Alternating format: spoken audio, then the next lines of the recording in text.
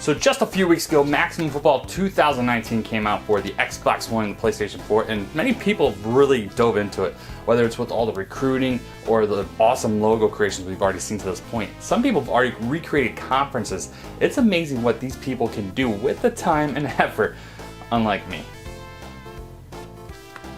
But anyway, so there are some good things about this game, but there's still things we would like to see. So this is our letter to you, Canuck Play, of things we want to see in Maximum Football 2020. We know there's limitations, so my list at least is a realistic list that I think there might be some that stretch a little bit, but things that we could realistically possibly see, if not in the next game, maybe another game after that. But stick around, drop a like, get subscribed, don't forget to turn on that notification bell, share this video, grab a cold one, and let's party.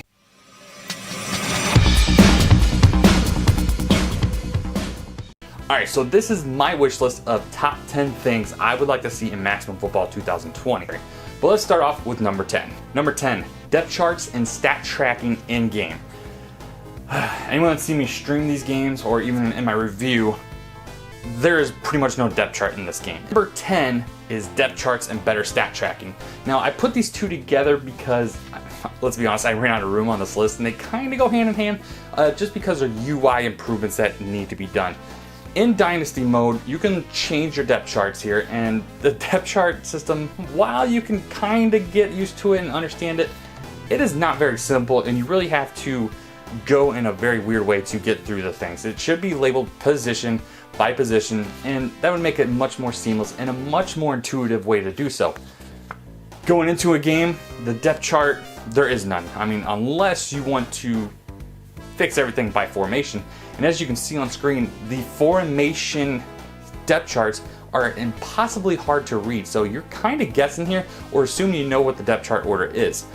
Now, doing this by formation it's useful and it should be in there still, but there should be a global depth chart option within the game itself. So if I want to replace my quarterback for the entire game, I don't have to go individually by formation to do so.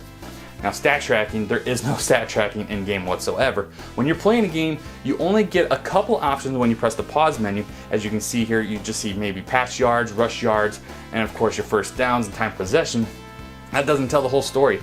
If you're like me, you like going through player stats within the game so you can kind of build up maybe that story in your mind. Maybe a quarterback is on the brink of breaking a record and you have no way of actually knowing that without a true stat tracking system.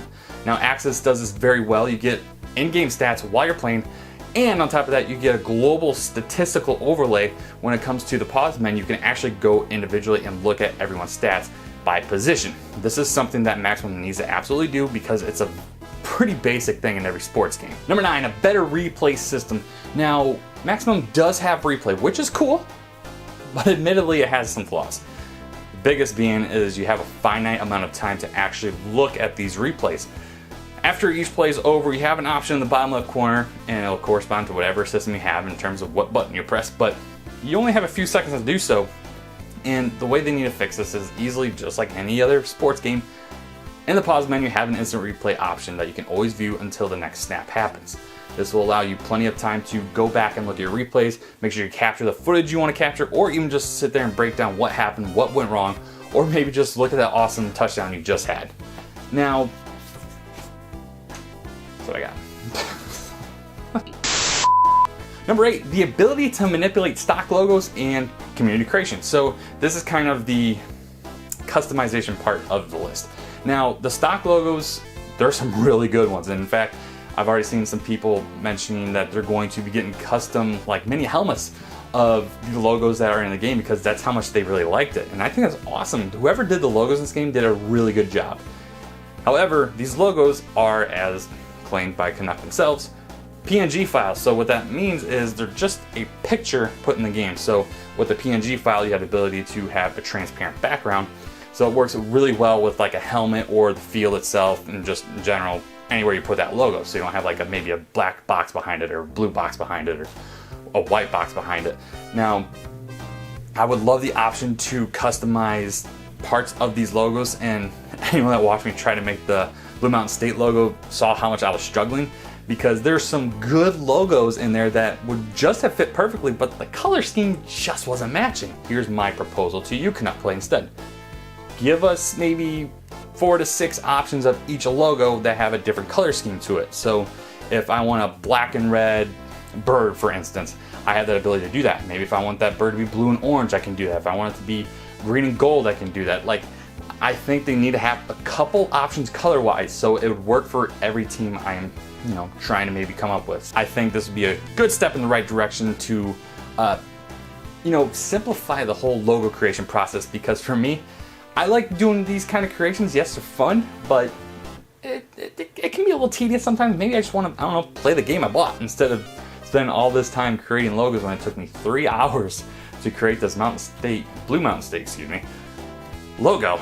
And it sucks. All right. Now, community creations is something that if you're a fan of the WWE 2K series, you might be familiar with. So in community creations, you can go to the 2K website, upload a picture, and on the game itself, you'll be able to download these pictures.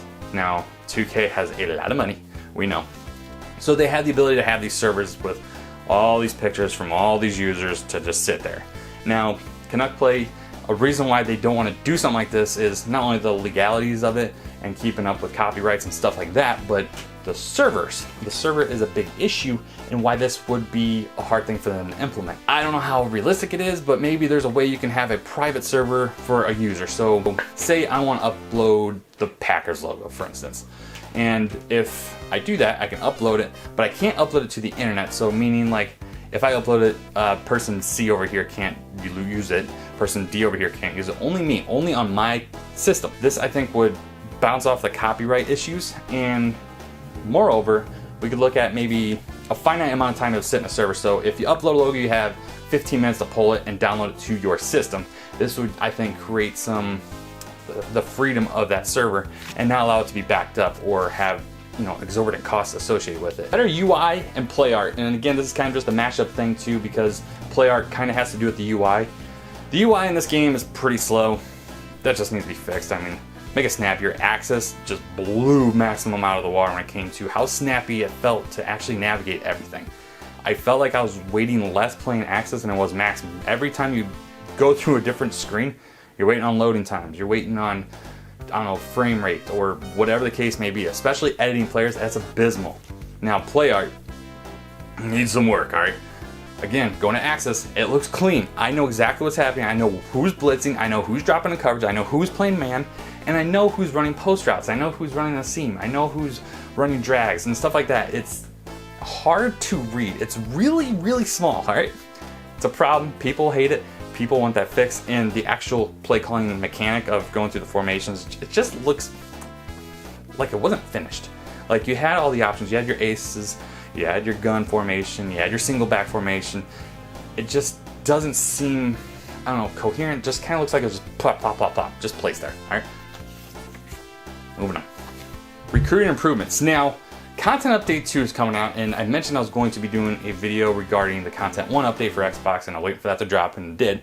However, the day it dropped, they announced Content Update 2, so it's like, maybe I should just wait until that happens. But one thing they didn't announce in Content Update 2 is that recruiting is going to be fixed a little bit, meaning a lot of the times you'll see the top, 200 players all want to go to the same 3 schools. Now, I can get where you might have, your top 3 schools in the country that are good, but just because, you got the top 3 running backs, maybe they're in the Southeast region, and they're like, you know what, Georgia, that's where I've been wanting to go my whole life. Cool. That makes sense. Southeast region, Georgia's a good. Georgia has these 3 players that want to go there. Makes sense. They're from down there. Now, if I have the number 7th running back who lives in, let's say, Nevada, is he going to really want to go all the way to Georgia? Or is he maybe going to want to go to UCLA or USC or somewhere a little closer to home? Like, that should be something that is a factor, right? Now, this is going to be fixed. So top 3 recruiting teams that you always see that are always the same, that's going to be fixed. That's awesome. But recruiting in general, that's just going to be a work in progress, and I understand. So continue to improve that, make it much more in-depth. Going in line with that, oddly enough, is have a tutorial. There's a lot of people jumping into a college football game for the first time, and this is probably completely weird to them, like, meaning they have no idea where to start and what to do and how to do it. having some kind of tutorial or Canuck Play going out there with a video of their own or something like that, and maybe they have and I just missed it, but they need to make recruiting easier for the new people. And everyone was a new college football video game player at some point, and recruiting and scouting and all that stuff can be a very difficult thing to understand, and just the dynasty process overall. So redshirting, what's redshirting, and stuff like that. So continuing to improve the recruiting aspect is good, because this is what this game is all about. That's what college football games are all about. That's the whole appeal, is the ability to recruit. And of course there's other stuff on top of the college experience as well, but that's the biggest facet, especially of a game like this. Number 5 is create an athlete. And you figured in a sports game you have the ability to create someone, right? This causes problems when you're trying to do the player editor. So if I'm trying to mimic the Wisconsin Badgers here, I really have to take some extreme liberties in doing so. So if I got, Jonathan Taylor, I need to make him, what class he is. But if I only have the option on the team I pick of nothing but freshman running backs, I'm kind of screwed in that regard. Now, if I want that realism, maybe I want Jonathan Taylor for another 4 years, that'd be great, but he is not a freshman, so it'd be kind of outside my realm of realism. And there's reasons why they said they couldn't allow you to adjust the year of the athlete. Okay, whatever. But ability to create a student athlete, I don't see what the limitations of that is. I mean, if the concern is, well, he's going to recreate Jonathan Taylor and use his likeness, how am I going to profit from that? We have these games on our own. There's no online aspect to these games, so this is all local. Anything that might appear for, like, say, content creator like myself using a likeness would be just in maybe videos like this or just streaming. And yes, you can technically profit off advertising dollars or Patreon or Streamlabs donations or whatever the case may be, but we're not profiting specifically off of these players. We're not creating these games and releasing them with Jonathan Taylor on them. We should be able to create athletes. Maybe I want to create myself, but I can't do it. I have to go with some random player and just edit them and make them look like me. All right. Number 4, the option and play call adjustments. Options are pretty much non-existent in this game. They need an option mechanic. The ability to pitch the ball would be, pitch a ball that doesn't, fly behind me 35 yards would be a great start. And that is also being fixed. It is fixed. But point is, options are the pinnacle of playing on the field when it comes to college football. Having the option, if you will, of all option plays that you can possibly pick specific to a certain playbook, that'd be a great start. But that's not exactly my biggest complaint. Is on-field adjustments is what my complaint is. So if I read a blitz coming from the front 7, so they're overloading the box, and I know that they're going to bring all 7 of those guys, and my tight end is going to be sitting there blocking, maybe I want a hot route and send him on a quick seam, and as soon as it snaps, as soon as I get the ball, one step drop, boom, hit the tight end on a hot route, boom, he's off to the races. I want that ability. I cannot do that in this game. I could maybe call an audible, but say the audible changes to a different formation, the play art doesn't follow them, it gets all weird, and I don't know, that's got a whole another thing that needs to be fixed. But I need the ability to adjust my routes individually, and I get that's a pretty big implementation too, but it's necessary. And also, defense. There are no audible options. So if I recognize an all-out, let's go with a Hail Mary. So you got streaks on both sides of the ball, or not on both sides of the ball, on both sides of the center, and they're all going to be running, but maybe I have a zone coverage which only allows me 2 guys going deep. That's going to be a problem because I'm going to get burned because there's 4 guys coming and I only have 2. And maybe I have a corner blitz at the same time. I need to be able to adjust on the fly, meaning at the very least, let me audible into something else, maybe a better man-to-man coverage or maybe a cover 3 protect. I need to be able to do this, but I can't. And maybe having like the ability to say, maybe I want to bring that extra linebacker and bring him in on the blitz. I don't have that ability to do so. So just adjusting that kind of part of the game, the on-field adjustments, that needs to be done. Number 3, one of my complaints in the initial review of this game was the sounds of the game. There pretty much are none. This game is probably the quietest game I have ever played. And I mean, why? And it's a sports game, and typically a sports game, I like to have maybe something else in the background, or maybe I'm listening to podcasts, or maybe I'm just listening to music in general, because, they're going to say the same thing every time, but which is going to be kind of weird when I get to my next couple of points, but The sounds of the game are just too quiet. This is a college football game. I need a college football experience. Fight songs, where are they? They're nowhere to be heard. I mean, you get like a little drum beat, maybe every now and then, boom, done. The thing is, there are plenty of artists out there in the world that would love the exposure and are probably pretty cheap to get to license their music into a game like this. You can probably get just some random marching band at some random high school in Canada to create a couple fight songs for you. And that would help the immersion, the ability to know that, hey, this is a college football game, and it feels like it because I hear the band playing and I hear the crowd noises getting crazy. The crowd's pretty quiet in the game. Rain's kind of a cool touch. You do hear rain when it's raining. And the PA announcer is very quiet. First down and 10 on the 25. And he's not whispering, but it's really hard to hear, and there's no way to really adjust the sound levels either. Brings me to my next point. Number 2, announcing. And Access, God bless their little hearts, they got Terry McGovern back from the NFL 2K series to do announcing for them. However, the editing and producing of that announcing was, put it lightly, bad. All right, not good. But the fact of the matter is, there is announcing. That's cool. That's an immersive aspect of a football game, or any sports game, to be honest. Again, same thing with the fight song aspect. There are PA announcers or, play-by-play announcers that are willing to maybe get their name out there, and they want to have that exposure like a game like this could have on their career. They will gladly do it at maybe peanuts, And the thing is, this helps the immersion of it. Now, I can get why announcing might be way too hard to do, like a play-by-play announcer. That could be kind of a thing that you may just not want to focus on either. But at the very least, the PA announcer needs to be more immersive, have a much bigger presence, because it really feels quiet, and the presentation gives you a very CBS feel, which, hint to my very final point, which is cool. But how am I looking like I'm watching a game on TV, but I can't hear a damn thing? Give me someone to announce the game. PA, play-by-play, whatever it is. PA announcer is too quiet. Let him have a bigger role if play-by-play is just too much. Number 1, licensing. Now, Doug Flutie, that's a cool step in the right direction, but admittedly, you really have no idea how to use Doug Flutie unless you really went in there and found out for yourself. But licensing, I don't mean players, I don't mean schools, I mean like presentation-wise. You already got the CBS aspect when it comes to the score overlay, or at least it looks like it. I wonder how much it would really cut out a cost to say, hey CBS, can we borrow your score overlays and some of your overlays and maybe license you for our game?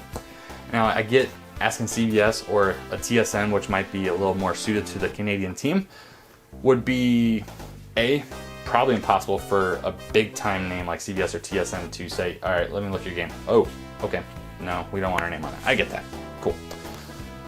But maybe we get to a point where that is a possibility, where CBS is like, cool, all right, let's include that. But at the same time, if you get licensing from, like, say, a CBS, you're not going to get announcing too. It's going to be one or the other, I think, because if there were to be announcing, it would not be someone that Canuck would hire. It would be someone that CBS would be like, all right, we want our guys to do it. We'll help you with the sound part of it. We need our guys to do it. But I don't think that would happen, because that cost will just begin to start going up, because then you have to get these actual professional announcers to come in and read a crap load of lines, I would assume, because there's no way CBS would be like, all right, here's some announcers and make it sound like Access Football. They're not going to do that either. So I think licensing would be really cool. I get the unrealistic part of it, and I did mention there's maybe some that are stretching a little bit, but at the very same time, maybe create a network experience, because there is no overlays to this game besides the score overlay, and that's kind of, to me, I lose immersion out of it. I like playing these games as just true simulation experience, pretty much like I'm watching a football game, but I happen to be controlling every single player. I love that aspect of certain games, and Madden's definitely lost some of that because EA has this access to ESPN, but for some reason, they just aren't really using it for their NFL games, which I don't get. Maximum, change that. You have the ability to create a really immersive college experience and come up with maybe licensing. Okay, too hard, sure. Create your own network. 2K did it, and it worked out. You're like, welcome to the 2K Sports Network. Terry will tell you all about it, and give me that immersion, all right? Announcing, better sounds, all that. So that was my wish list, and it's time to talk about yours. All right, so here are a couple that I picked out that I really like, and it kind of maybe either piggybacks off of something I talked about, or it's just on top of what I came up with. Just great ideas in general.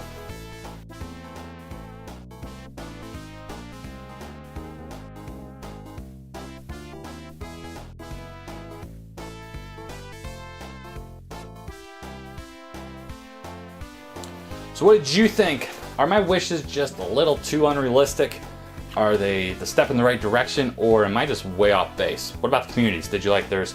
Do you have additional comments regarding that? Leave your thoughts below. Drop a like, get subscribed. Don't forget to turn on the notification bell because YouTube makes it just a little harder for people to know that I have a new video. All right? Yeah, you. Yeah, you, YouTube. All right. Like, share, subscribe. Thank you. At me on Twitter at PartyBall and on Twitch. And also join the Discord. That's a thing. It's down in the description. Click it, boom, you're in. You're into the party. All right. Until next time, party on.